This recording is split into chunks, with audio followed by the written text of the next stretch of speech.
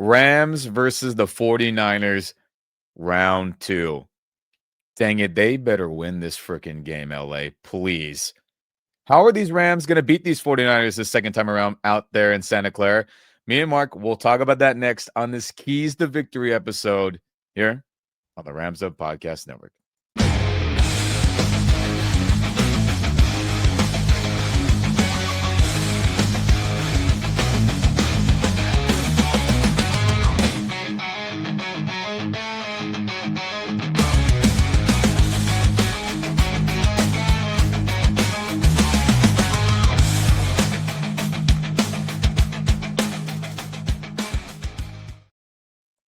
What's going on, everyone? Welcome back to the Rams Up Podcast Network. I'm Ian.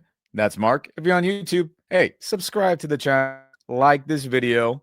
If you like our content, turn on that notification bell so you don't miss any video throughout this 2025 campaign. That is one hell of a ride it's been. And if you are on the audio only or podcast only side of things, hey, share this podcast, share the audio with your friends. And guys, any of those options, me and Mark very much appreciate it. It helps other Rams fans to see our content. And hey, I bow to you. Thank you very much, everyone. But before we get started, we have a quick message from our sponsor of this video, MyBookie.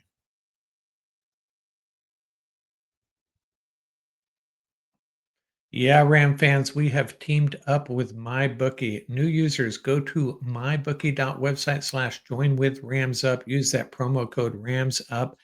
First-time users up to $500 in bets fully covered. And if you've been following along, I'm giving you little tidbits of advice here, which I encourage you to ignore. But this week, I like the Vikings in a money line bet over the Ravens. Ravens are favored in that. This is a really big game, interconference game, and both these teams need to win desperately. I think it's actually more important to the Vikings because the NFC, the top 7 teams are really starting to take shape. Meanwhile, the AFC North still up for grabs. Even if the Ravens lose, I still think they got a good chance of winning that division. But that's my bet for this week. The one I really like, Vikings money line over the Ravens. And if you're going to make a bet, might as well use MyBookie and our promo code RAMSUP.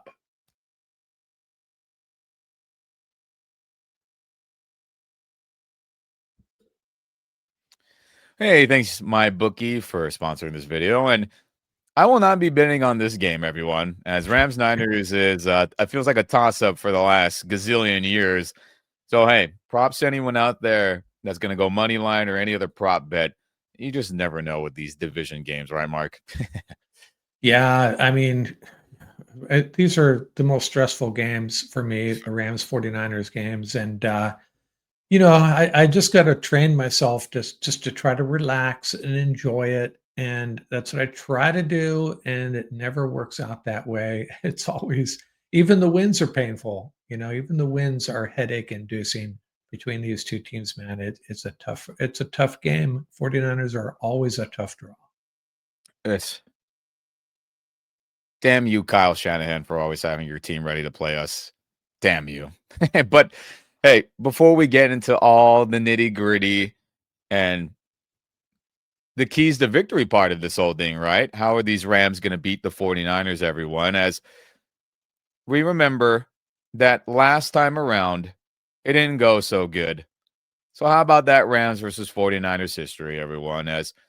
Let's pull up that deep history as we like to do in these game preview episodes. Niners got an 8-game lead on us, 78-30, and 3 ties, and then 1-1 in the playoffs. Obviously, a big playoff win that led to a Super Bowl championship back in 2021. Thanks, Rams, for handling business then. Not like back in the 80s. That was a tough one when they beat us. But the last time, guys, right? Let's go through the last 5 games real quick. But yada, yada, yada. We get all that, right? 2024, a sweep, a win and a loss. Then in that other season where it was a beat-up 49er Rams and then the backup bowl with Carson and Sam Darnold. But how about that last matchup's results, everyone? That was the most important one. I was there for that Thursday night game, hanging out with Jake Ellenbogen, other content creators from the NFC West Roundtable, Shout out to that crew. Shout out to that party that they hosted and through. That was fun. Hung out with a bunch of Rams fans. Shout out to you guys who tuned into our stuff that I met. And what an enjoyable game objectively if you're a football fan. But gosh dang it, the Rams screwed this one up. They wasted an elite Matthew Stafford performance. 3 touchdowns, 389 passing yards. Puka Nacua, Devontae had solid days. Obviously, Nacua, 10 catches, 85, and he had that quick slant touchdown. And then Kyron didn't have his best day on the ground, fumbled at the 1-yard line, but had 2 receiving touchdowns. And then we really let Mac Jones have one of his best career days. 342 passing yards, 2 passing touchdowns, only 1 sack they got on him. McCaffrey, nothing on the ground, but he was deadly in the passing game. And then Kendrick Bourne had a career day, 10 catches for 142. So did former Ram Demarcus Robinson. So did their backup tight end. What a sour taste that left in all Rams fans worldwide, Mark. What a crappy feeling that was leaving SoFi back then. Yeah, and I think that my biggest takeaway from that game, probably the most frustrating thing for all of us, is we seem to be playing kind of a soft coverage, and they were just dinking and dunking.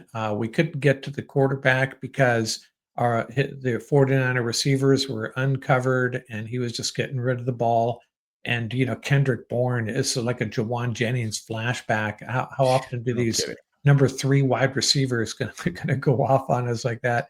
So I think in this case, maybe Chris Shula underestimated Mac Jones. Maybe the defensive game plan, it was obviously not right for that first matchup, and I'm sure they've made some adjustments. But in this game, especially the first half, it was just really painful. I still remember Sean McVay on the sideline on the 49ers' first drive, just super frustrated. And I think it was the second drive too. It's like, are you kidding me?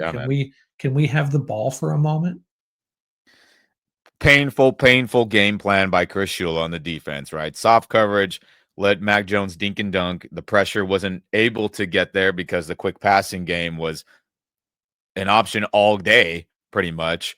And anytime Mac Jones had to drop back and throw something deep, we got pressure or it wasn't completed. Shocker. And the miscues on offense, a fumble by Kyron, a fumble by Blake Corum, missed kicks again, right? It was just, bad play calling by Sean McVay. It was just a disaster scenario. And the whole world saw it, right? That was an Amazon Prime game, Thursday Night Football. Everyone saw it. It was an unacceptable team effort, coaching, play calling, effort, miscues, crappy, absolutely crappy outcome for the Rams. But they've gotten their act together a little bit better since then. Niners have continued to win games. And how about the 49ers this season, right? Recapping it as a whole, obviously we highlighted that week 5 matchup on Thursday, but had an upset victory, quote unquote, against Seattle week 1, beat the Saints, who were playing overall decent football, right? Had an upset victory against Arizona, who blew it. Had a bad loss against Jacksonville, but, they turned the ball over multiple times, right, Mark? I think they beat us in overtime. Lame. Tampa got them. Explosive plays. Had a crazy old school slugfest win on Sunday night against the Atlanta Falcons. Had a bad day against Houston, and then they take care of business against the New York Giants. So 6-3, everyone. A good team despite multiple starters every week going down, Mark. It's crazy how they continue to just put out winning efforts, winning plays, and it's a damn good job by this coaching staff and a damn good job effort-wise by the players for just not tanking in the season like a lot of teams do, or they just cannot hang on. This Shanahan Niner team is hanging on, and I'm shocked they're here, honestly, 6-3. Yeah, I mean, you got Kyle Shanahan running the offense and Robert Saleh, who's one of the best running the defense. So they're super well coached, and they still have a sprinkling of some really good players. I think they're more vulnerable, obviously, with some of the guys that are out. We'll talk about that in a minute. If this is a game where the Rams should be able to get them, this is it, even more so than the first game, right? It feels that way. Gosh dang it.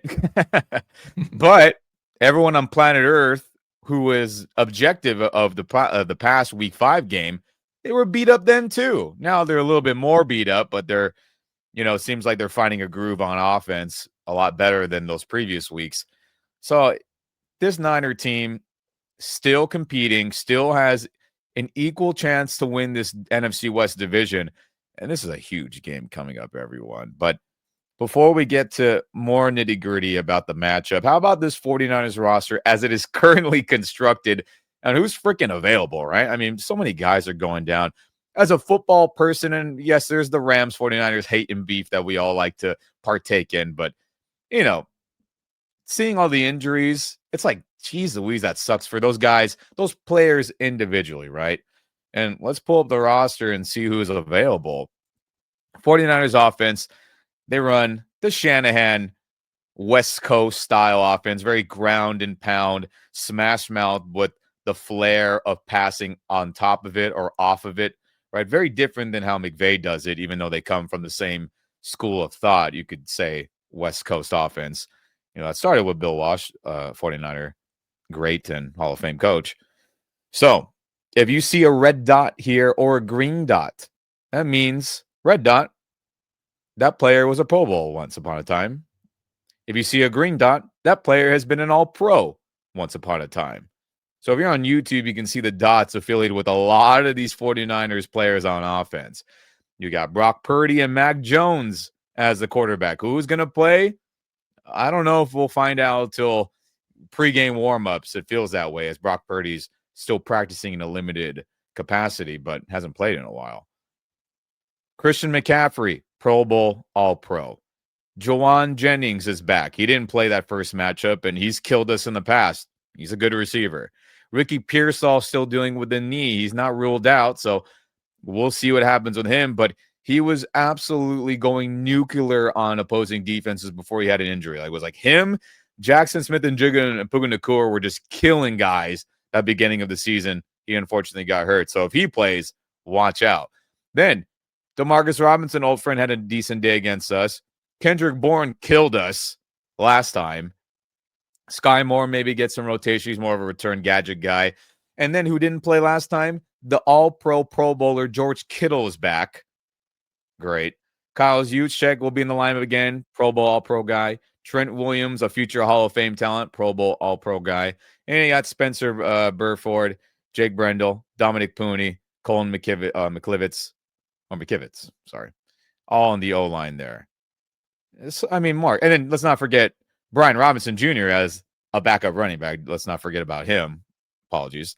As he's a starting caliber running back. So, guys, Mark, this offense is good. They're coached good. They have the players, and they're not even fully healthy, and they're still winning and creating big plays on a weekly basis. It's ridiculous. Yeah, I see where you're coming from, and I have a lot of respect for this offense. And with Shanahan, calling the shots, and whether it's Purdy or Mac Jones, they're going to be a dangerous offense. But I still don't think this is an offense that's as lethal as years past. Obviously, No, Trent Williams, one of the best left tackles. Christian McCaffrey, one of the best as well. I think, I'm going to give the 49ers some bulletin board material here. I don't think George Kittle is this, the George Kittle. He's past his prime. Let's just put it that way. He's still a good tight end, but I don't think he's a top 3 or 4 tight end, and even in the NFC. And I think they've moved. Maybe it's more on the play calling. I know there was one game recently where I don't think he had a single target, and they're just using him in the run game more. And Kyle Juszczyk, a Pro Bowl fullback. I don't know how much weight we should put on that. I've talked about that in the past. If you want your son to be an All-Pro, raise him as a fullback. That's where they got the best. Truthfully, he's like their second or third tight end, right? He lines up. Yeah. So he gets funneled in fullback money when in reality, he's really a good tight end technically. Yeah. So yeah, he's got to fight for that pay raise on that respect. But yeah, don't misunderstand. They're very good players. But I still like this matchup for our team. We just have to have the right game plan in place to slow them down. Yeah. And again, we'll see what happens with Brock Purdy. We'll see what happens with Ricky Pearsall. And I know their center, Drake Brendel's questionable as well. We'll see with all those guys. Pearsall and Purdy, that's a coin flip. Pearsall may be on, a less of a chance based on him just not practicing for many weeks on end. Same with Brock Purdy. But Mac Jones killed us last time, so we can't think that, right on, Mac Jones playing. He had his second best game ever against us on Thursday night. So let's all not act like that's a win if he has to play. But how about that 49ers defense, everyone? Very, very different from the last time around we played them on Thursday night. Unfortunately for them, their first round pick, Mykel Williams, had a knee injury at the cursed MetLife Stadium out there in New York or New Jersey. And real quick, Mark and everyone out there, I mean, my God, can someone just blow up that stadium? They just build it somewhere else. That stadium, there's so many people that get hurt there.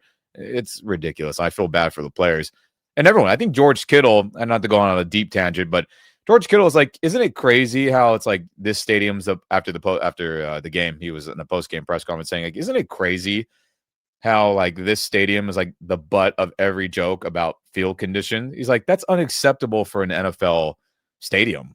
It's like, we're the best in the world. Like, what are we doing? Soccer players around the world, like, they play all on the same well-kept style of grass. It's like, why do we have like 10 different turfs and this one's horrible? So I agree on that. That's a tangent. It just made me think, but they're just so beat up, man. So the MetLife cursed stadium, gets one of their other starters on defense. Everyone, Mykel Williams is out. Fred Warner had a bad ankle injury a couple weeks ago or so. He won't be in there. But then you get Jari Brown is in the starting lineup at safety. Malik Mustafa is back. He was injured and not playing in that first time around. He's a good safety as well. And then obviously you get Tatum Bethune is in at inside linebacker for them. And then Bryce Huff, who didn't play last time, he'll be inserted into the lineup more likely than not. I know he's questionable at the moment, but it seems like he's going to play for sure. So I think, Mark, truthfully, the front seven or the defensive front has gotten, quote unquote worse with obviously Fred Warner not being in there. My God. But I think the secondary got better now with Jari Brown being a main guy at safety and then Malik Mustafa returning at the other safety spot. So I know Matthew Stafford killed them last time through the air, and he did one hell of a job, but they're better in the secondary this time around, in my opinion. Not perfect, not great, but they're better. So we'll see what happens with this group, but they still got good players. Yeah, the one of the issues they've had all year long, I think, I haven't checked the stats in a week or so on them. Maybe we'll share it here in a minute. Is really struggling with Bosa out to get pressure. They're not getting to the quarterback, and that's not going to improve with the additional injuries they've had. So that bodes well for the Rams' passing offense and the run game as well in this game. But I still like the Rams matched up against this defense as well, though. I mean, our offense has been like, just on fire, right? In all respects, except for field goals. Yeah.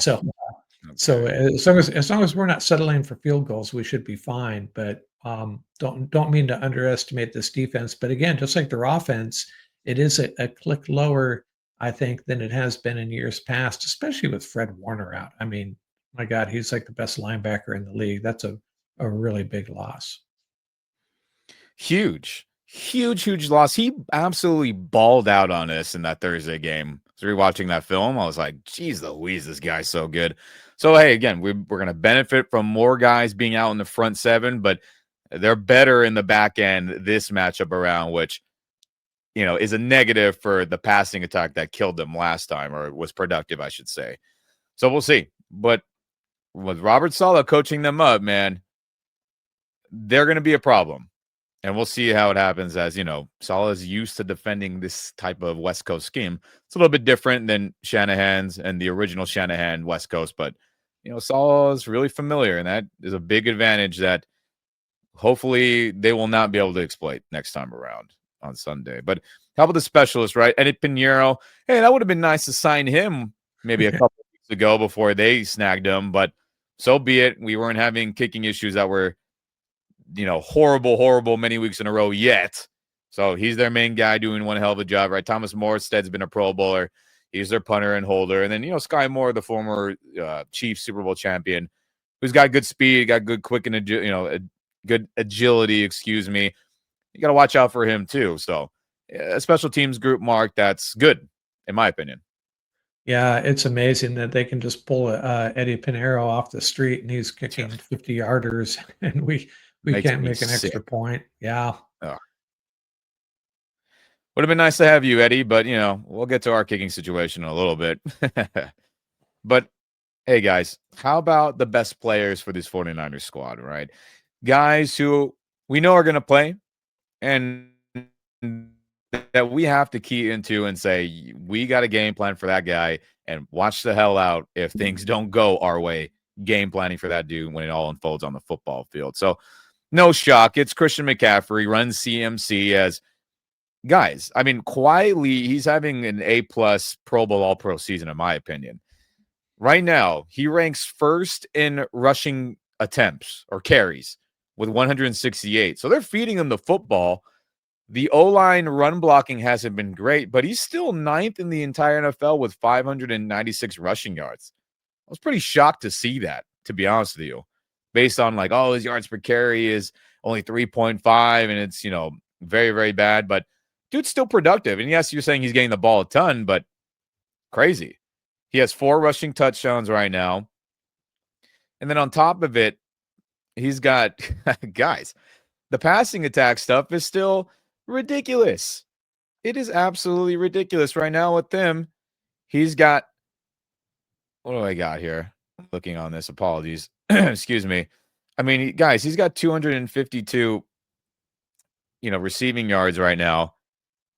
Or actually, is this stat correct? I got 626. Yeah. There you go. Thanks for pulling that up for me. Go ahead and read that for me, Mark. My phone's glitching. 61 receptions for 626 yards. It's a 10.3 average per catch. There you go. Four receiving TDs, 8 TDs overall. There you go. Thanks for that. My phone was being stupid. I mean, but guys, so it's like he has 1,000 total yards right now halfway through the season. It's crazy. Crazy, right? 8 total touchdowns, the check down stuff, the screens, even him going deep occasionally. I mean, McCaffrey's running days are over, taking a handoff. Line him up in the slot. He can still be productive there, which he does. And that was something that hurt us real bad last time. So everyone out there who thinks, McCaffrey's not the same runner, whoop-de-frickin'-do. The guy could still hurt you in the passing game, and those stats that Mark read to you. One more time for you. 626 receiving yards as a running back halfway through the season. That is better than most Pro Bowl All-Pro receivers right now that have been in the past. Incredible. Yeah, I mean, you got to watch out for this dude, Mark. Again, it's ugh. Yeah, I think McCaffrey, of all the running backs in the league, I can't think of too many that scare me more once he gets the ball in his hands. Yeah. Whether it's behind the line of the scrimmage or on a little screen pound, whatever. When he gets the ball in his hands, it's a scary few seconds until you get him on the ground because he can turn little plays into big plays in a blink of an eye. He's that talented, scary player. Absolutely scary. So, I mean, everything's short. The whole field is open with McCaffrey to get the football, and they better game plan appropriately for him.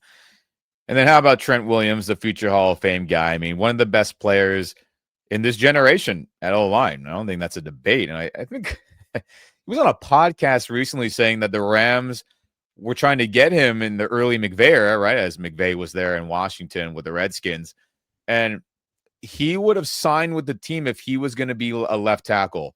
But they wanted to get Whitworth and him, and they wanted to scoot him in to play guard. And he said, no, screw that. And he went to the 49ers instead, eventually, where that's where that trade ended up happening. So there's an alternate universe out there, everyone, where Whitworth and Trent Williams on the same team. 2 Hall of Fame linemen? That would have been crazy. But, oh, well, we live in this timeline where he plays for the team up north, unfortunately.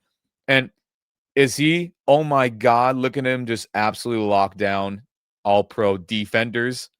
No, but he's somebody that you have to game plan for. Avoid him, right? Don't be always having Jared Verse on him. Let's get him better matchups with the rest of the O-line. I mean, that's somebody that can neutralize our best guy still on his best days. And Rams got to be smart. Let's not just go Jared versus Trent Williams all day. That's the matchup we don't want. Yeah, the dude's 37 years old, and I could have sworn like 2 years ago he was talking about retiring. Is kind of felt like he was Yeah. done. That's what I know. I read that somewhere, and I've been waiting for him to retire ever since. And the dude just keeps on trucking. Yeah, and he's still one of the best tackles in the game. And I agree. We got to find a way. We got to find a way to get more pressure on these quarterbacks, whether it's figuring out Trent Williams, some stunts around him, not playing soft coverage. But yeah, he's a really good tool for the 49ers offense. One of those guys that you can just sit over there on the left side and, he's just going to take care of business for you. Yep. Take care of business. So let's get Jared Verse and Byron match up on other guys, please. Let's get our best guys to not have to worry about Trent Williams. I think that's a good idea.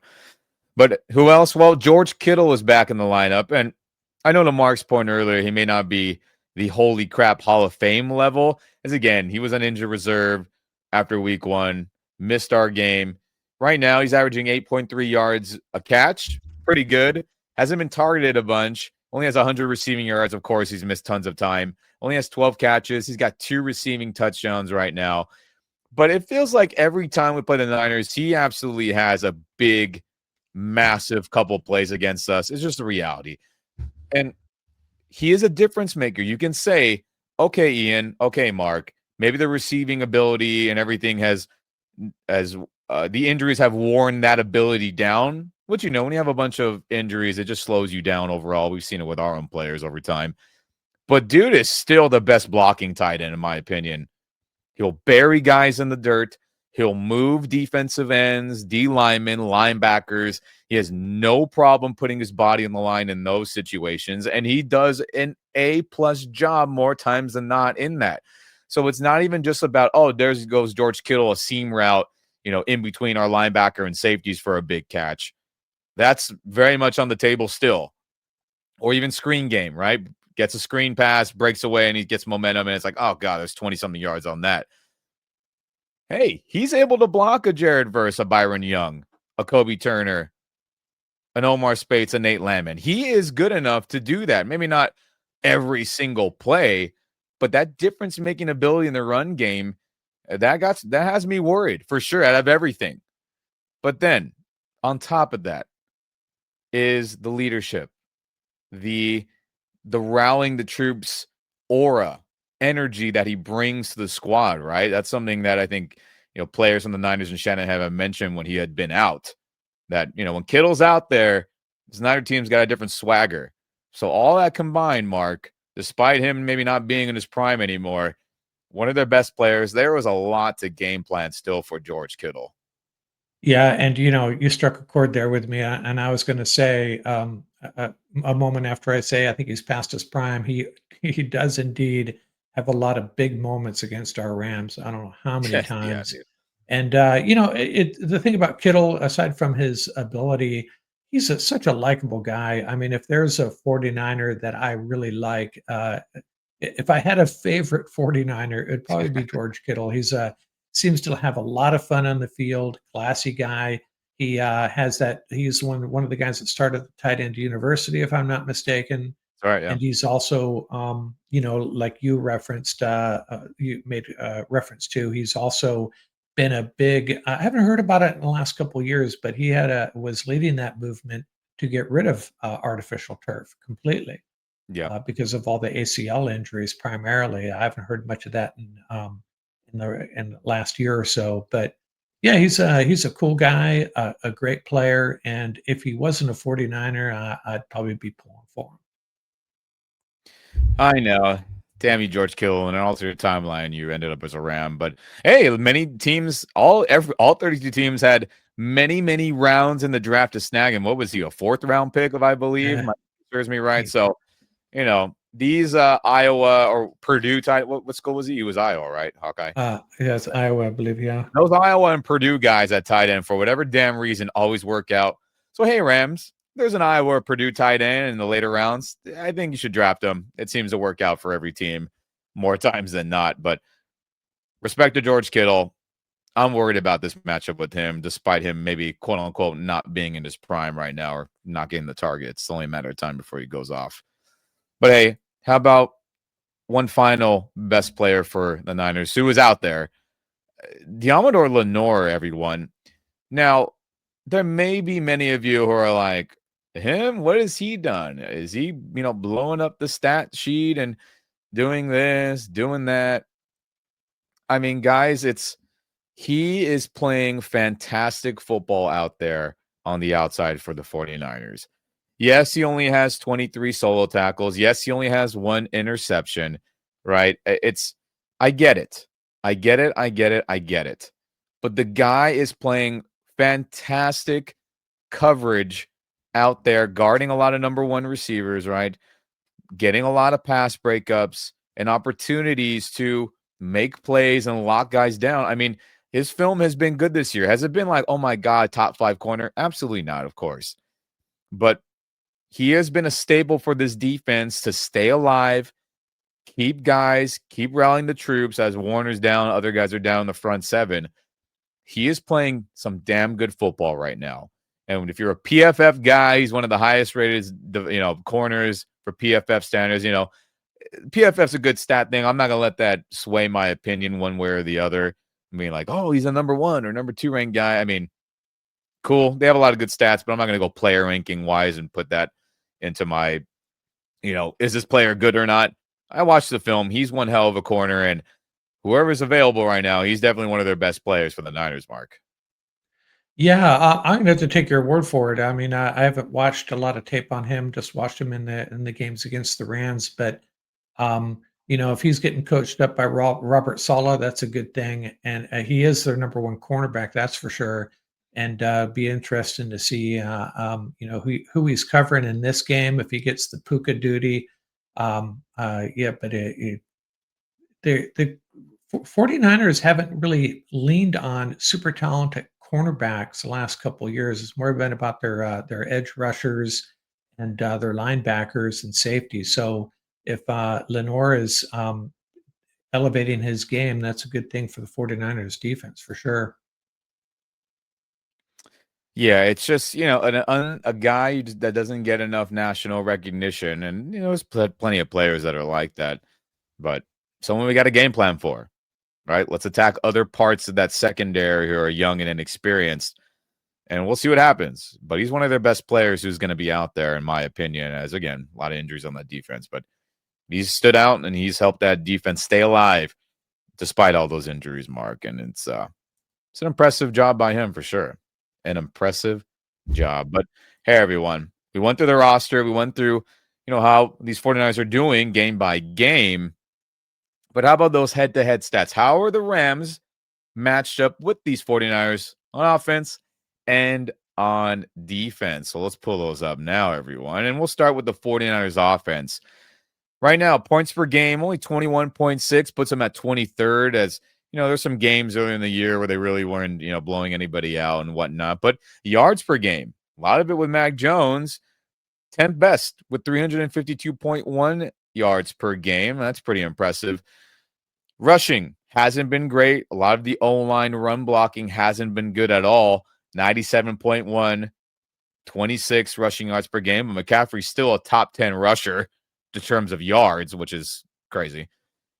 Passing, whether it's been Brock Purdy and a lot of it's been Mac Jones, they've been air raiding a lot of people, Mark. A lot of it had to do with McCaffrey, other guys stepping up and filling. I mean, McCaffrey. Oh, yeah. McCaffrey, Ricky Pearsall. And they're 5th best right now, Mark. 255 passing yards per game. Pretty shocking to see them be in the top 5. It's very unlike a Shanahan offense, but they're doing what they got to do to win. Red zone percentage, not the greatest. 56.67% of the time they're scoring a touchdown, what puts them at 20th best. Sacks, only 18. So they're on more of the positive side, which is the 19th best, right? Think of that backwards. The higher you are in the ranking, the worse it is. So they've only let up 18, what puts them on the lower half of the league, which is for them. Turnovers, though, they've had a ton. 13, which is the fourth most in the entire NFL. They've had some bad moments, but overall, as an offense, Mark, some stuff you're like, wow, I didn't know that, or I didn't think about that. But this group is dangerous through the air, and they killed us last time, and that's something we got to get in order immediately from the first snap of the game on defense. Yeah, I mean, it's a Kyle Shanahan offense with a sprinkling of some really good players, and that's all he needs, really. He just needs some smart players that know how to run this offense, and Mac Jones and Brock Purdy both obviously do. Christian McCaffrey, a really talented and smart running back, great left tackle. Yeah, they're gonna get their yards. They're gonna do their damage. It's just a matter of keeping them out of the end zone as often as possible. Obviously, right? Yeah, I mean, that's the main key. And then just the ball control, right? It's like, hey, no more dinking and dunking. And we'll get to that with the keys to victory. But they're a productive group. They smoked the Giants this last week, who have a fantastic front, right? Uh, Carter, the draft pick, Dexter Lawrence, Brian Burns, who once upon a time was going to be a Ram. Uh, who else am I forgetting on that? You know, they got Kayvon Thibodeau and others, and they neutralized them. So we got to watch out. They have good game plans for sure with Shannon, and those are the stats to back it on some aspects. But how about the Rams defense, right? How do they match up? Well, points per game, second best in the NFL with only 15.9% or 15.9 points per game given up. That's elite. Yards per game, top 10. They're ranked 10th right now, only giving up 302.9 yards per game. That seems pretty elite to me again. Rushing yards per game, 99.8, puts them at 11th best. That's borderline elite. Passing, getting better. Only 203.1 yards per game given up, which is 13th best. They've been on the lower tier the last couple of weeks, or the bottom half of the league, and now they're creeping up into top 10 slowly. That's good. Red zone percentage, second best in NFL with stopping teams from scoring a touchdown. 39.13% of the time, opponents are getting in the end zone. Elite, second best. Sacks, 19, which is fourth best in the NFL. And then turnovers, they've gotten 12, which is sixth best in the NFL. So, like we've talked about, and I'm going to keep bringing this up, despite the outside corner issues. And shout out to Emmanuel Forbes and Darius and Kobe. They've played a lot better the last handful of weeks as well. This group should have been elite when we were predicting it, right? We were like, this group should be good. They should be elite. No excuses. Well, through this first half and change of the season, Mark, they are an elite group, and the stats back it up. Yeah, and what's really impressive too, the Rams only played 2 cornerbacks last week. It was Forbes and Durant, and we thought McCurry was gonna be a big impact, not yet. It was interesting, I thought Forbes had his best game last week after Feels McCurry that way, comes to yeah. town, and they it was just those 2 guys. We obviously had, Quentin Lake and Jalen McCullough mixing in and helping out in coverage. But, man, shout out to this defense and the cornerbacks which were kind of what we thought was maybe the one part of the defense that we were a little worried about, and not so much anymore, even with Ahkello Witherspoon out. This group is really, and we get Darius back this week. Maybe McCurry gets some snaps on defense too. So feeling a lot better about our secondary this week. Yeah, and you should, everyone. And I know everyone's like, oh, why didn't they trade for Sauce Gardner or somewhere else? Look, the Rams were never going to give up 2 first-round picks for Sauce Gardner. Sauce Gardner is a good corner. Would he have fit this scheme? Could we do a lot more zone than man-to-man? Absolutely. But if the Rams are going to give up 2 first-round picks, we need someone that could play man-to-man in big situations. And he's not that guy, in my opinion. So everyone out there that's all pissy about that still, I think people have cooled their heads with that thought. We're going with this group. The hope is Ahkello comes back and he can be a number 1 corner like he has been the last couple years with us.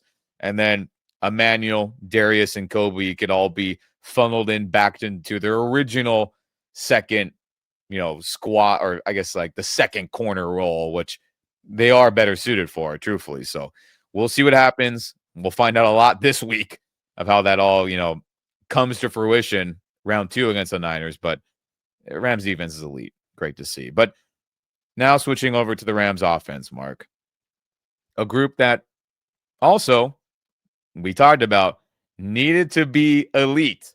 And now we're starting to see some of those elite factors come into play, play calling, player performance, et cetera, et cetera. So let's start with their stats.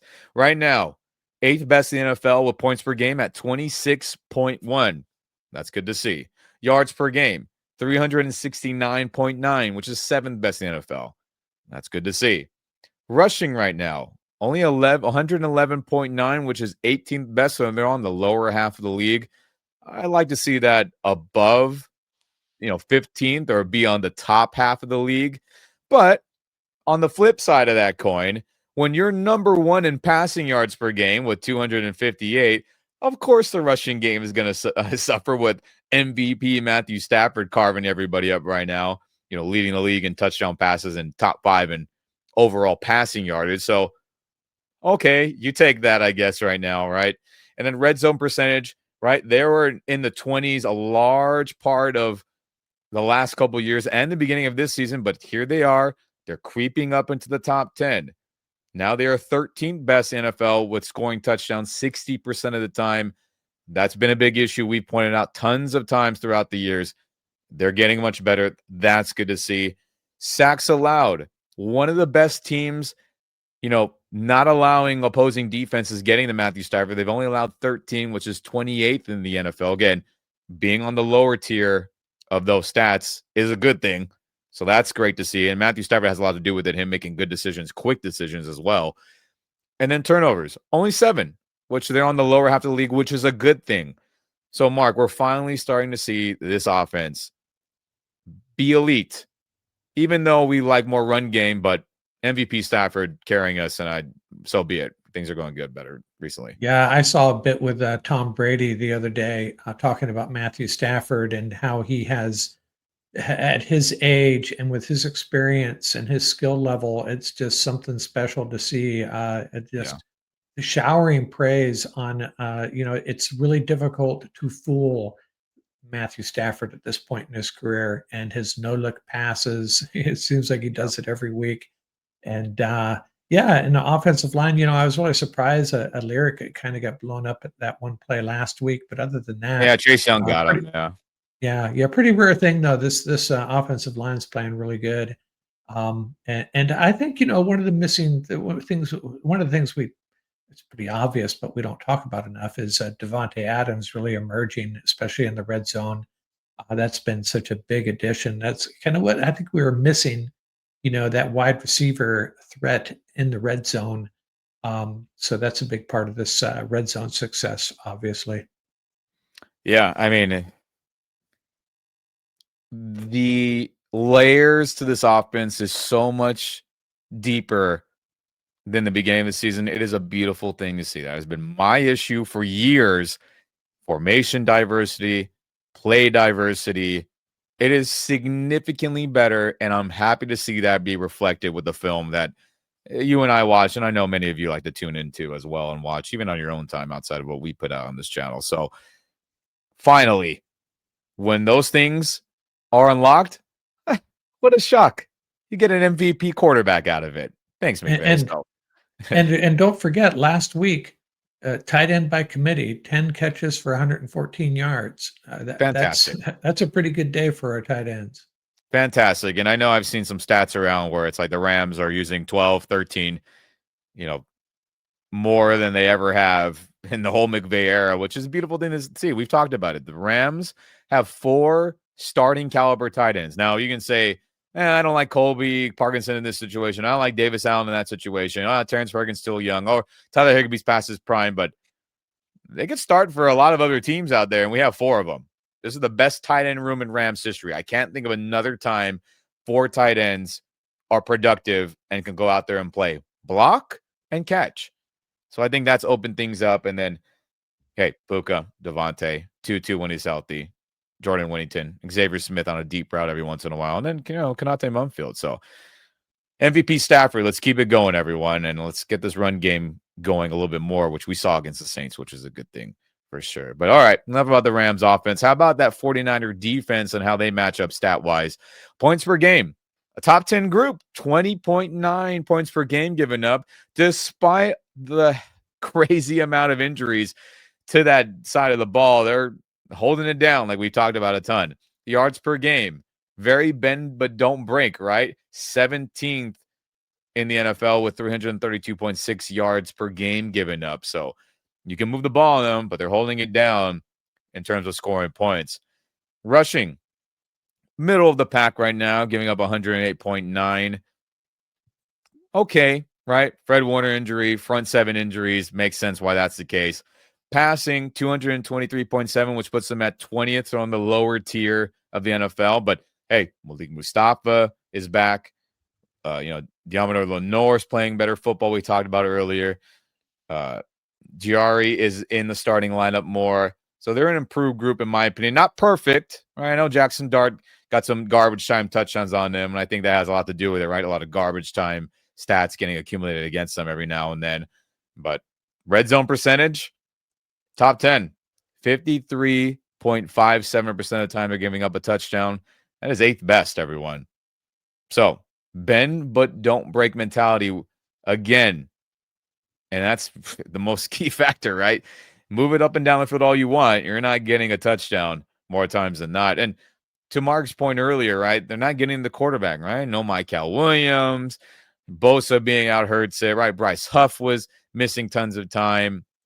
And they only have 8, which is one of the worst in the NFL, puts them at 27th best. Not great, and that benefits the Rams, of course, as one of the best pass blocking groups in terms of not giving up sacks. And then turnovers, a little bit better over the past handful of weeks, but they're a bottom tier group in that department as well. Only 7 turnovers they've caused, which is 23rd best in the NFL. And that has a lot to do with obviously pass rush and quarterback sacks, strips, forcing bad passes, et cetera, et cetera. But a 49ers defense that is very opportunistic. We saw that in the week 5 primetime game against us, and is very much bend but don't break and well coached by Robert Saleh. It seems that he always has a good game plan against us, as we kind of alluded to earlier, Mark.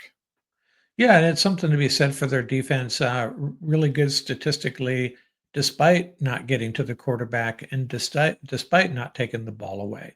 So, this is a solid unit. And, worth noting that that was their big problem last year was a red zone defense. They were giving up tons of touchdowns in the red zone. Saleh appears to have addressed that sufficiently because they're much better this year for sure. Absolutely. And, they run that 4-3 Seattle scheme. You hear that term get thrown around a lot, which is, a variation of cover 3 where it's a lot of press and then bailing deep, and they mix it up more than that. That's not just the only thing they do, clearly, but that, and then they want disruptors on that D line, and right now they just don't have them, but they're still being productive and still holding guys, to minimal points, which is a key to good play calling, in my opinion, by Saleh in the red area. So it's going to be a tough matchup. We've moved the ball on them well last time through the air, had our chance on the ground and screwed it up. But it's going to be tougher this time around through the air, in my opinion. But we'll see what happens, right? But hey, everyone, with all that said, how about that injury report, right? Wednesday, middle of the week, what's going on? Well, the Rams are being pretty secretive with stuff this week. I don't know if it's just because Niner week, and that makes sense. But no injury report that was official by the Rams. No press conferences to digest for the fans or anyone else. It just feels like they're just totally locked in. Like, we're not giving up anything this week. But there's not a lot to give up, in my opinion. So right now, we have a laundry list for the Niners in the injury report, right? Barge, Berthum, Brendel, Huff, Jennings, Jones, Brock Purdy, Pearsall, McCaffrey, Luter, Michael Williams. Obviously, he's hurt. Trent Williams, D. Winters. A lot of guys that are limited, did not practice. A lot of veteran, rest stuff for people. And you can see their Rams have nothing there. But Sean McVay in his press conference that isn't public for whatever reason, it was reported that, hey, Puka Nacua, who had that, late game jet sweep rib injury or chest injury, who didn't play the rest of the game, but could have, per McVay. Him, Darius Williams, who had the shoulder issue back in the London game, didn't play this last week. Both will be limited, but the team, Sean McVay, expects them both to be ready to go for Sunday's game. So, Mark, outside of, Kello and other guys who have been banged up, everyone's going to be ready to rock, which is a good sign Yeah. of division, foe, at least for the Ram side of things. Yeah, I also saw a blurb where Jordan Whittington was nursing a sore back, but he should be good to go as well. Oh, that's right. But Yeah. yeah, the team's pretty healthy, aside from the guys, Tutu and Akello, guys like that Yeah. are off the table beforehand. This team should be ready to rock and roll, man. They better. And then one more time, we'll go back to the Niners thing. I mean, my God, I get their smash mouth style play, but this is guys just beat up all the time, injuries all the time. But hey, we'll see about Brock Purdy. I expect another Mac Jones game because they're winning and he's producing and playing good for them. Like, why screw it up? But we'll see. We never know. He might be back. Ricky Pearsall, right? I mean, they haven't put him on IR, but they probably just should have earlier, right? I think they were just hoping week to week he would be feeling better, but you never know. He could be a surprise start. Wouldn't be shocked to see him out there. He's a game-changing player before this knee injury that he suffered. And then, hey, I know D Winters and Trent and, Michael Williams is obviously going to be out with an injury. And I think, they're just waiting to put him on IR for whatever, or they're not for whatever reason. So I expect them to have everyone who is practicing limited or not getting a veteran rest day to be out there. And a lot of the guys we showed on the depth chart / roster, I expect all those guys to play, Mark, for sure. Yeah, and I'll just throw a little blurb out here that's a little bit entertaining and probably mostly nonsense, but there was a 49er YouTuber who was spreading the theory that these it seems like endless year after year injury issues with the 49ers is due to some an electrical substation near their training camp. I just thought I'd throw that out there. I don't think there's any uh, probably it's more of a conspiracy thing, more of a conspiracy than anything else, but just sharing that for your entertainment value there. But man, it is kind of crazy. Every year, last 2 3 years, just their injury situation is just like, man, just bad news for this team, and keep on winning for the most part, though. Yeah. And, despite the injury issues, we lose those matchups. I know. Yeah. 2020, we were clearly better than them, blew that game. Primetime Thursday Night Football, week 5 this season, clearly a better roster than them, blew it. So this time around, they're going to be healthier in certain spots, not in others. But the same old story. We are more talented. Are we going to blow it this time? They better freaking not. But we'll see. We shall see, everyone. But enough of that injury report. How about the keys to victory to beat these damn 49ers in week 10? As you see, Matthew Stafford playing elite, George Kittle, a Ram killer throughout his history on this graphic. Ugh. This game's going to be stressful, but I hope it's not. I hope it's an ass whooping. But these division games, Mark, everyone, that's never the case. But it is sometimes every once in a blue moon. But these 49er Rams games seem to not be that case for many, many years in a row now. But as we start these keys to victory, everyone, I think it's important to mention a couple things that happened with the Rams. And this is a part of it. And this is a part of our score prediction and other things as well. Today, in the last couple of days, Rams have made some moves with the special team issues.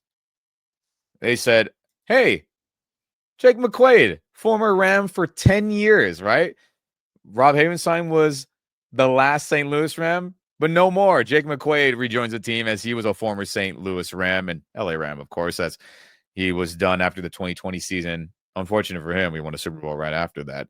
But he is back, and McVay expects him to be the long snapper versus the 49ers. So Alex Ward, his job is over. And based on film, I was trying to nitpick and see, okay, could the snap have been faster? Maybe. I'm not paying attention to long snaps and how quick they are, but I'm sure that's a factor.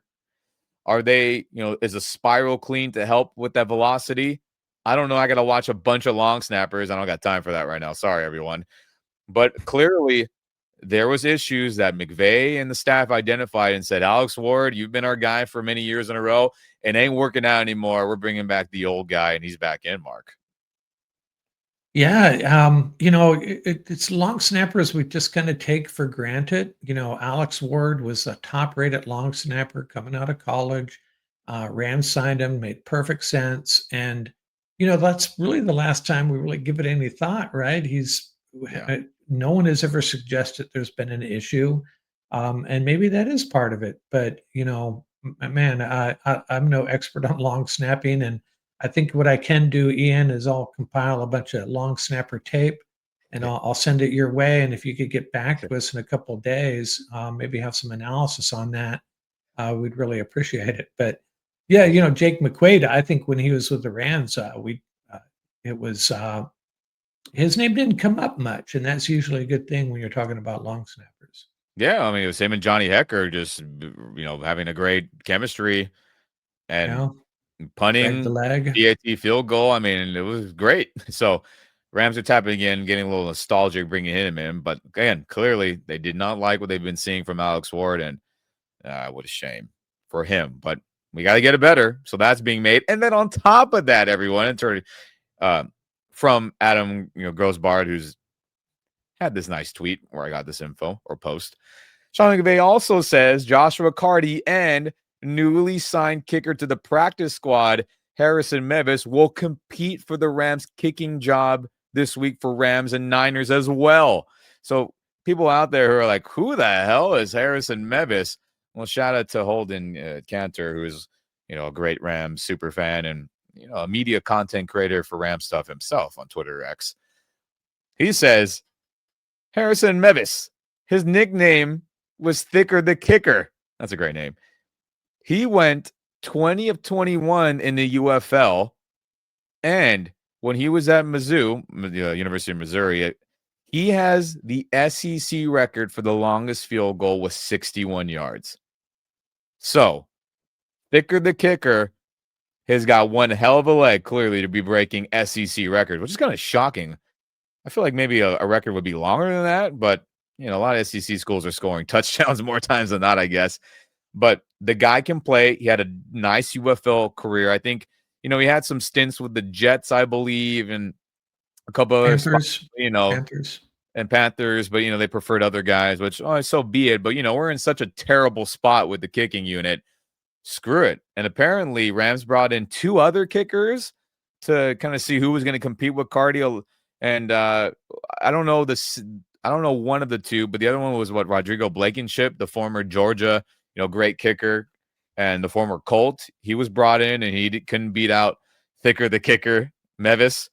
And so be it. Like we talked about it. And I was pretty upset after, Cardi's issues and just the PAT field goal operation issues this last game. I was like, I don't think we can win a Super Bowl with Cardi. Could he change? Could he get better out of nowhere? Sure. But it seems like when kickers are in a rut, like it's over for the season until next, right, Mark? So credit to the Rams, credit to Sean McVay and them saying, all right, either this pressure, Mr. Cardi, he's either going to elevate you to start kicking better, or Thicker the Kicker's taking your job, and that's it for you this season, probably for any job in the NFL.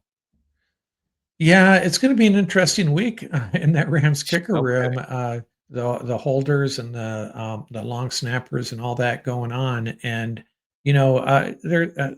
I'm wondering if there's a chance they would keep both of them. I could maybe, probably not, but if they go into that game with either one of these guys, it's still going to be stressful because it's such an unknown.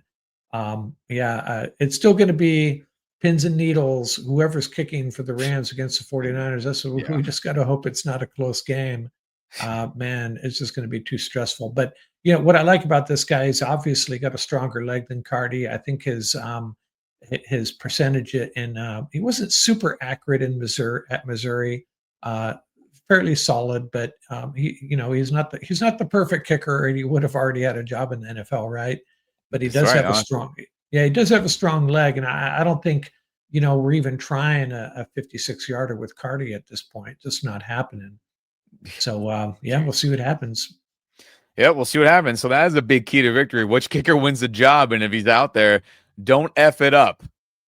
And, McQuaid being in, hopefully maybe the snap is faster and it's just a a better operation, and obviously the Rams believe that. So again, one more time for you.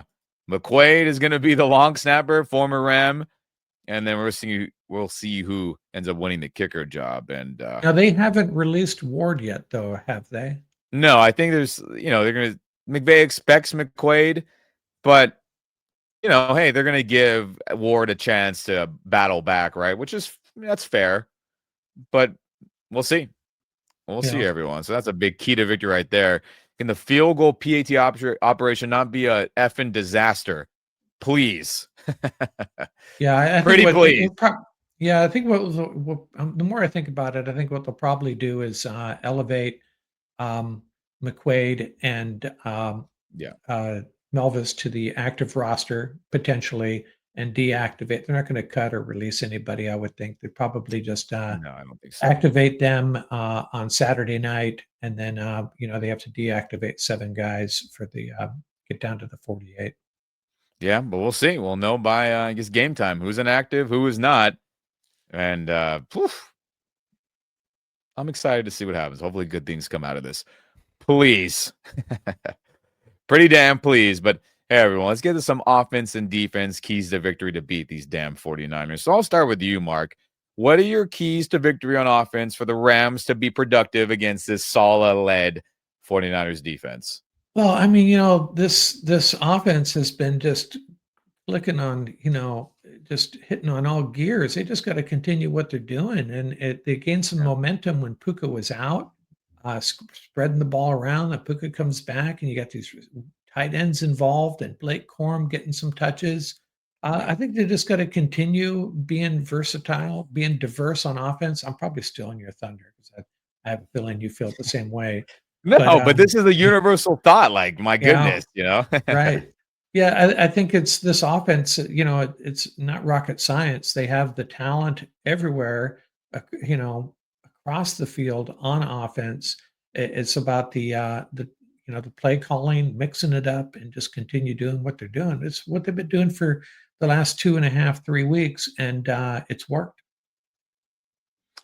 Yeah, I mean, I couldn't agree more on that. And everyone, what are my keys to victory on offense? I mean, it's pretty damn simple, right?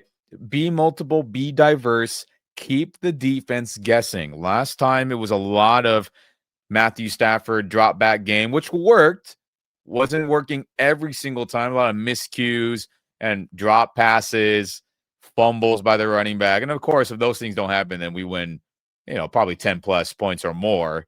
Oh, well, it didn't happen. But I think now that the tight ends are involved, I think we can run the ball better against this defense, right? No Mykel Williams, no Fred Warner. Those are big deals. And I think that's going to be the main key. Can we get a respectable running game going this time around? Not that it was bad in that week 5 matchup, but again, no Warner up the middle is a huge deal. I want to see, and I know D Winters is a good linebacker. He'll be their main Mike guy. But I want to see them establish a run game, because if they could do that, then everything is on the table. It doesn't have to be just a drop back Matthew Stafford save us game against a secondary who is better than the last time. Again, remember, Mustafa is back in the lineup. Jari is now full-time in the starting lineup. Deommodore Lenoir, I keep bringing him up, but he is playing good football, in my opinion. So they're going to be more prepared this time to stop the passing attack. And it's all about being diverse. Run the ball, use those tight ends. The play action should be effective, right? And then McVay, let's not call it just a run up the gut on 4th and 1 to decide the fate of the universe like last time, right? Jet sweep, maybe to Puka or Jordan Winnington. How about a play action fake and let Matthew Stafford decide the game? I think that'll be the case again if it comes down to that on any 4th and short where they're saying, all right, screw the field goal, we're going for it. And I expect that to be better. And I just feel like if they do that, we should be able to be productive against them, because there is just no excuse why this Rams offense should all of a sudden not be humming like they haven't, or like they have been the last couple of weeks, Mark. Yeah, I agree. It's there's going to be a cat and mouse game going on here. Like I was thinking about that, the Puka sweep, and if they go to the well too many times, Robert Saleh's might be ready for that, right? So Yeah. they got to change it up week to week, right? They got to find new ways of attacking defenses, and they have all the tools in their toolbox to do that. And so we'll see what they come up with. Certainly, I agree with you. The 4th-and-1 handoff in the A gap or wherever it was is probably not the approach that we're hoping for. But yeah, we got to keep humming along. And you're right. There's no reason we shouldn't be able to against this 49er defense.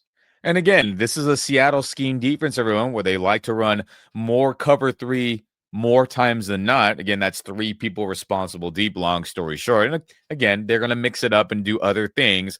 But it's like, hey, how can Matthew Stafford no-look guys? How can Nakua and Devontae find the soft spots in the zone, whether it's match zone or just traditional zone? And then, hey, O-line, you've been doing a good job. This pass rush cannot get to the quarterback. Let's not all of a sudden screw all that up and make them look good, right? So that's a big key as well. But I think it's that simple, everyone. But all right, Mark, back to you. How are the Rams going to key in on defense to stop this 49ers offense who, let's be honest, the scoreboard wasn't bad, but they smoked us in a lot of aspects last time, and that was disappointing to see. Yeah, and again, it gets to that cat and mouse game. You got 2 really good coordinators on both sides of the ball, both teams, and last time the Rams played soft; they couldn't get to the quarterback. So, what do you think they're going to do this time? You'd expect them to play tighter coverage and try to scheme things a little bit better to get to the quarterback. And then Shanahan's probably going to predict they're going to do that, and and they're going to change their game plan. But bottom line is we cannot let them just dink and dunk. That was just very, very painful, and I'd be really surprised if we took that approach again. Maybe just mix it up on defense as well. Play soft a little bit here, play press. Maybe blitz occasionally. Blitz when you have the tight coverage, not the soft coverage, which I've seen so many times, which drives me crazy. You're gonna blitz your cornerback, but your other guys are playing 10 yards off. What's the point? So it'll be interesting to see how these, there's going to be a lot of, there's some really smart guys designing game plans right now. Chris Shula for the Rams, I think, has developed into a great coordinator. And Kyle Shanahan, he's scheming some stuff up, and it may not look like last time, So we got to be ready to adjust and figure it out on the fly. Absolutely. And last time, whether it was cover 2, 2 people deep, cover 6, 3 people deep, but 2 people on one half, 1 person on the other half, cover 4, 4 people deep. No matter what it was last time, everyone was playing so far away from the wide receivers. It was hair pulling. No more of that. I better not see it. Look, not that they're never going to do that in a game, but for that to be the main point of focus because they're scared of Kendrick Bourne beating them deep and Demarcus Robinson. Screw that. They beat us deep, then they deserve it. I don't want to see guys 7 yards off the ball, 6, even 5 yards. Forget all that nonsense. Let's go. Be physical. I know Kobe Durant can do it. Emmanuel Forbes may be skinny, but let's go. I want to see these guys play more physical. D. Will, in years past, he's been good in press coverage. And Quinn Lake's good in press coverage. Screw all the playing, giving a 5-yard cushion. None of that nonsense. It didn't work last time. So let's not do it again when Jawan Jennings is going to be playing. George Kittle's going to be out there. And then maybe Ricky Pearsall's a coin flip. And then whoever else decides to show up and ball out on us on offense for whatever reason. Screw all that. And I think the main key pass coverage-wise is in all this, you could still do cover 2. Just press up, and you can still guard that short passing game. You could still do cover 6. Just press up. You want to go cover 3, like Seattle scheme 3 a little bit? Press up. I just don't want to see Mac Jones have these outlets all the time, and it's going to be frustrating. And I think what will help in that, which involves Christian McCaffrey, everyone, is that we got to see a lot more dime package. A lot more dime package. What is that? That is 6 DBs out on the football field. That means whatever combination of Kobe Durant, Darius Williams, and Emmanuel Forbes at outside corner. So let's say 2 of those guys. Cameron Kitchens, Cameron Curl, that's 4. Quinn Lake, obviously the 5. And then Jalen McCullough. I need that group out there more times than not. Maybe not early downs when the Niners want to have a fullback and smash mouth football. Of course, Nate Lamb and Omar Speights need to be in there. But in known passing situation, because Nate Lamb having to cover Christian McCaffrey, no bueno. Omar Speights, no bueno. My God, Troy Reader was out there for a goal line touchdown. What are we doing? No bueno. No linebacker can handle McCaffrey or George Kittle. Let's just call it what it is. Who can handle a lot better? Jalen McCullough, Cameron Curl in the box. Quinn Lake may be in the box every now and then as well, or Cameron Kitchens in the box, playing closer line scrimmage where they can run with them and or a pass is completed short, they can rally and get there with speed quicker than maybe a Nate Lamb and Omar and obviously any other inside linebacker. So again, when it's pass situations, I got to see more dime package, whether it be traditional, the cheetah dime, whatever it is. I got to see more of that. And then on early downs, of course, let's not let McCaffrey suddenly have a great day rushing the football. Early downs, sell out to stop the run, play up close in case it's a play action fake. And look at, if Mac Jones or Purdy beats you on an A-plus pass, then you just have to live with it. But no more dinking and dunking. Let's be better suited for it. And please, of Almighty God, no more 5, 7, 8 yard cushions. I'm going to pull my hair out if I see that. Yeah, I think we're all thinking along the same lines here. That was really painful to watch, and I'd almost rather they had a 4-minute scoring drive rather than a 9-minute scoring drive. Right? At least we get the ball back to our offense. Yeah. So there you go, everyone. Keys to victory on special teams. We covered that together on that, Mark, and everyone probably thinking the same thoughts. Defense, offense, and the Rams are just a more talented team. Just got to have better schemes, and guys just got to hold on to the damn football. And I think we get that this time around.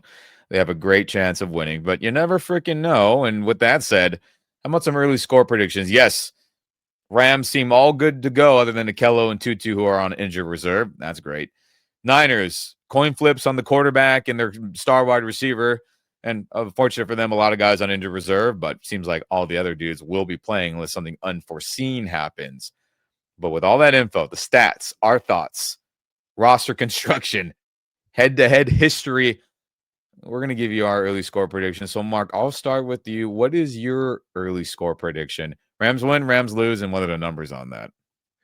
Well, I want to touch on one thing. Last time out between these two teams, remember the point spread? It started out like 3.5, Rams favored. It got up to 8.5.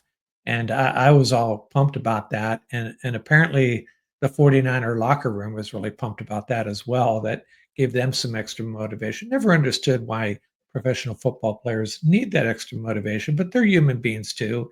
So they were really pumped to play the Rams because of that rising point spread. And this game, it's happening again. It's not nearly to the extreme though. It's up to 4.5 points. Rams are favored, which surprised me. It's creeped up like a point. But that said, I think as I told you before we recorded, I think there's two outcomes here. It's going to be a really close game, a coin flip game at the end, or the Rams win handily. It's one of those two. And I'm going to go conservative, and I think it's going to be the former. It's going to be a close game. I'm going to go with 24-23. I think the Rams are 24-23 Rams, and I think the Rams are more than 1 point better, even on the road, than the 49ers. But I just don't have faith that they're going to be able to put them away. That's usually not how these games go. So it's going to be a close one. And, I would not be surprised if the 49ers pulled off the win. But I certainly, I think the Rams will come out with a win, but it ain't going to be easy. Ain't going to be easy. And, a 1 point nail biter, my goodness. I mean, a win is a win, but that'd be crazy to see. And, so be it. We got to get this game, and I'll take it, Mark. But what is my early score prediction, everyone? I almost say a jinx, you owe me a soda moment. But I got 25-23, and, we had these numbers before. We shared them with each other earlier. And I have that random score number, Mark, Rams Nation, because until I see this kicking game not be an effing mess, how can I predict a stereotypical 24, 20, 21, 27. No, probably going to be a missed PAT in there. Probably going to miss some, going to be a missed field goal in there as well. So that's how we get to this weird random score of 25. Maybe a safety. I know that's very obscure, but it feels like we're going to get an obscure Rams score if we win this game, which I do believe they will pull off. As guys, what an embarrassing loss that was on Thursday. I felt that as a fan. I was angry. According to many Rams supporters, that was the most, upset / puzzled Rams locker room after a game ever in a loss, where it was like, how do we blow that game? I think that fuel will add to the fire leading into this game. I think McVay will call a better game. I think the defense, Chris Shula, he'll call a better game. I think the players will be more motivated to say, F that. We ain't getting swept by these dudes out there in Santa Clara, not San Francisco. And hey, according to a lot of people I've been seeing, it's going to be a decent Rams presence out there. I don't know. I'm not saying it'll be like how Niner fans are at SoFi Stadium. But hey, I see a lot of people saying, hey, we're going to this game. We're going to this game. And I wish I could go. I'm busy on Sunday. I can't make a trip out there up north, maybe in the future. But I think all that, I think the good juju of all you who will be out there, and I just think the fire that will be under this everyone's ass in the Rams organization, I think they win this, and they effing better, or we are in trouble to win this division. Not that it couldn't happen afterwards, but screw that. Take care of business. Do not get swept. After Kyren Williams last year said, oh, we're the big brothers now. Yeah. Let me see that happen before we make a claim like that again. And I think all that 25-23 Rams win, please. Yeah, I think I got your score figured out. The Rams missed 2 extra points. One of them is returned for by the 49ers. That's how you I'll get have a 25 meltdown points. if I see that of return. Yeah. Kick These next 2 points or 1 point or whatever, a field goal. Oh my God. Yeah, these next 2 games, man, we get the Seahawks after that. This is going to be a really, really important 2 weeks. And I do not believe, as some people have said, that we need to sweep Seattle. I think it'd be a step in the right direction. Obviously, if we win these 2 games, we take control of the division. If we split them, we're in pretty good shape. If we lose both of them, it's going to be a little bit of an uphill battle, but we'd still have a good shot of getting there. But let's not get ahead of ourselves. Let's take care of the 49ers. And then, Seahawks week right after that, man, buckle up, boys and ladies. This is when it starts getting really interesting. No freaking kidding. Let's not let the 49ers be 4-0 in the division. Like, they're 3-0 right now. Like, let's not propel them to be 4-0. Like, what do we? Don't let that happen. I can't take a week or more of, hey, we swept you again. Ha ha ha. Screw that. I don't want to deal with it. I will deal with it if we have to, but no excuse. No freaking excuse. Playoff mentality starts now. Rams only have 1 NFC win against a 1-win Saints team. Got to start winning NFC games, and nothing better than beating your, California foe in their stadium in a big time matchup. And let's not forget, everyone, this is going to be the Fox #1 game this week. Tom Brady, Kevin Burkhardt, the A team for the broadcast crew will be out there. I don't have the map picture, but literally 75% of the nation's going to get this game on their television. So for everyone out there who is still doubting the Rams, for anyone out there who thinks Stafford isn't in an MVP discussion, for anyone out there who says, who have the Rams beat? A statement victory on national television for everyone to see will go a long way with all the positive Rams energy that we hope will propel them to a good playoff run in a Super Bowl championship. It starts. Everyone's going to be watching just like they did in that Thursday week 5 game we lost. Take care of damn business. But shoot, man. I wish I was going to the game, Mark. Maybe one day we'll go out to the Santa Clara, right? Not the San Francisco 49ers. They are the Santa Clara 49ers, as that stadium is not in San Francisco County. You can double check your county maps up there in Northern California. That is not a Rams hate mumbo jumbo, fake news. That is a fact. I just like to tease that every now and then. But Lee, whatever your pre-ritual is, Rams Nation, do it. Wear your gear, rep it loud and proud. And I will be stressed, but I'll be a confident stress, Mark, if that makes sense. Yeah, you just got to find a way to enjoy the game, and or just remember we have no control over the result. All we can do is root for our guys and hope for the best. And going into this game, aside for the kicking conundrum, this team is right where you want it to be for a game like this. They really are. So no excuses, that's for sure. Just go in and get a win and move on. Yep, go in and get a win, and let's move on. And let's get first place in the NFC West. I think that'd be a nice thing to see after 1 o'clock. All right. And then the gauntlet continues after that, but we'll worry about that then after we take care of business against those damn 49ers. Right. I don't want to see all these Dodger fans, start celebrating Niners wins, change the blue to red. I need to see them feeling bad for themselves out this week. All right. That's what I need from you, Rams, please. That would be nice. That would be great. But hey, everyone, thanks for tuning into this Keys to Victory game preview episode. Again, if you're on YouTube, like this video, subscribe to the channel, turn on the notification bell. It helps the algorithm out on YouTube for other Rams fans to see our content. I mean, that's awesome. We appreciate that. And if you are on the audio only or podcast only side of things, share this podcast with all your fellow Rams fans and football fans out there. Me and Mark, we very much appreciate it. But hey, rep that blue and gold. No red out there in LA. I better not see it. I know we will, but you know what I mean. And hey, be safe out there, all my fellow Ramley who are going out there to Levi Stadium. Don't take that BS from Niner fans, right? Remember, who's got the championship ring since I've been alive? We do. You can always talk that crap and rep that for sure. So hey, rep that blue and gold, rep it proud, rep it loud, and remember, always throw up the horns and say, go Rams, baby.